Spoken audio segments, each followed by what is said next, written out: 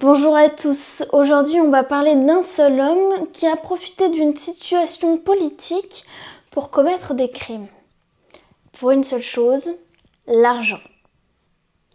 Imaginez dans une France bouleversée par la Première Guerre mondiale, entre 1915 et 1919, des femmes disparaissent sans laisser de traces. Au cœur de ces disparitions, un seul homme, Henri Désiré Landru.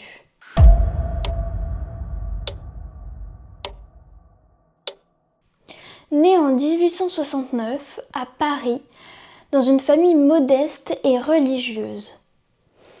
Il est le fils cadet du couple qui avait déjà une fille, Florentine Marguerite.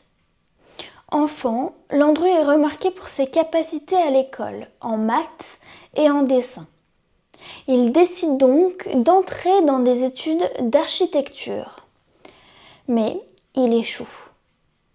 Plutôt que de dire la vérité, il ment à Marie-Catherine Rémy, en prétendant être technicien dans un cabinet d'architecture. Il se marie en 1893 et le couple ont 4 enfants. Le père de Landru, Julien Alexandre Sylvain Landru, est chauffeur aux forges de Vulcain. Il se suicidera au bois de Boulogne en 1912. Peu après la mort de sa femme, en 1910. Landru avait plus de 40 ans au moment du décès de son père, mais cette tragédie le marquera profondément.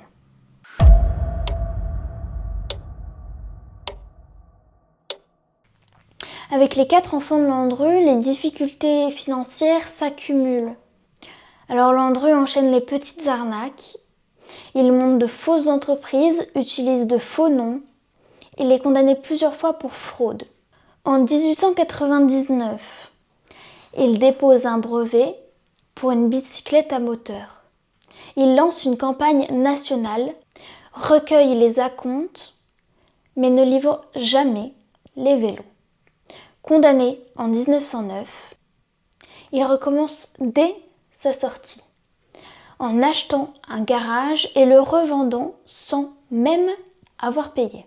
Et en 1914, il est condamné à 4 ans de détention sans même avoir assisté au procès, avec le risque de relégation à vie au bagne de Guyane. Mais il le sait, là-bas les conditions sont terribles et le taux de mortalité est très élevé. Il comprend alors que les victimes de ces arnaques ne doivent plus avoir la possibilité de se plaindre. Et pour ça, quoi de plus silencieux qu'un mort ?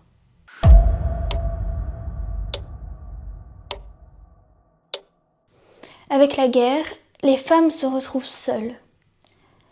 Landru profite de ce vide pour mettre en place sa prochaine arnaque infaillible. Ou presque. Il publie des annonces se faisant passer pour un veuf aisé.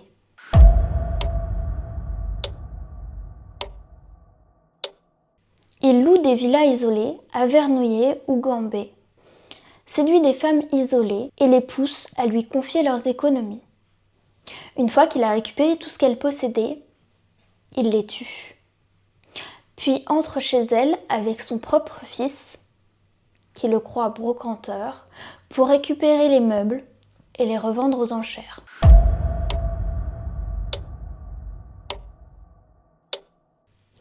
Tout bascule lorsque le maire de Gambé reçoit une lettre de Mme Pella et de Mme Lacoste, cherchant toutes deux leurs proches.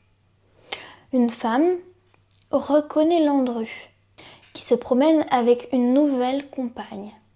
C'est cette inquiétude et ces demandes concordantes qui éveillent les soupçons.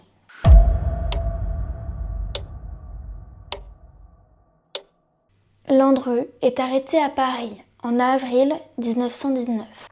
Il est jugé en 1921. Au procès, il charme le public par son humour et sa répartie. Il déclare même, avec provocation, « Les femmes que j'ai connues, Si elles avaient quelque chose à me reprocher, elles n'avaient qu'à porter plainte. Mais toutes les femmes qu'il a côtoyées sont mortes ou disparues. Seule sa femme et sa dernière maîtresse restent. Sa dernière maîtresse, Fernande, qui vivait avec lui au moment de son arrestation, avouera qu'il avait tenté de l'empoisonner déjà 2 fois. À la date d'anniversaire de la demande en mariage de Landru, le 21 janvier 1968, âgée de 75 ans, elle se jettera dans les douves du château de Flers, non loin de sa maison de retraite.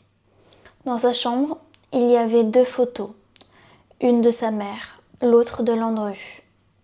On peut voir ici l'emprise qu'il avait sur ces femmes, qui n'avaient souvent plus que lui. Et avec ses belles paroles et son comportement charmeur, il n'était pas dur de lui faire confiance. Il savait manipuler.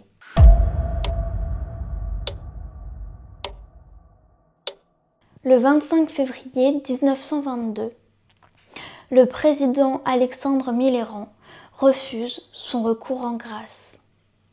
Landru est guillotiné à Versailles. Au dernier moment, son avocat lui demandera s'il avoue ses crimes. Et il répond « Cela, maître, c'est mon petit bagage. » Jusqu'à la fin, il se tait, il nie.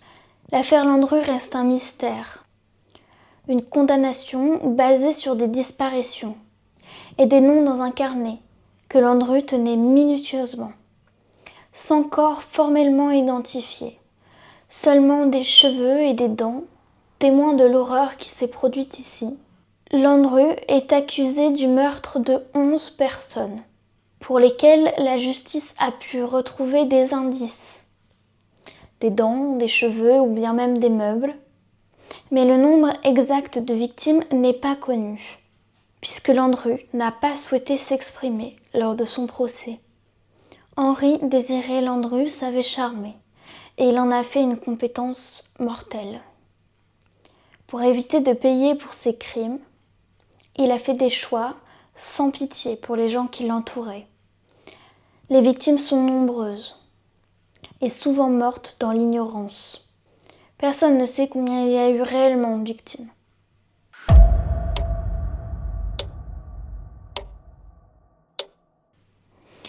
Merci beaucoup de m'avoir écouté. N'hésitez pas à me donner votre avis sur cette affaire et bien sûr à mettre un pouce, à vous abonner et à activer la cloche pour les prochains contenus qui arrivent très vite. Merci beaucoup!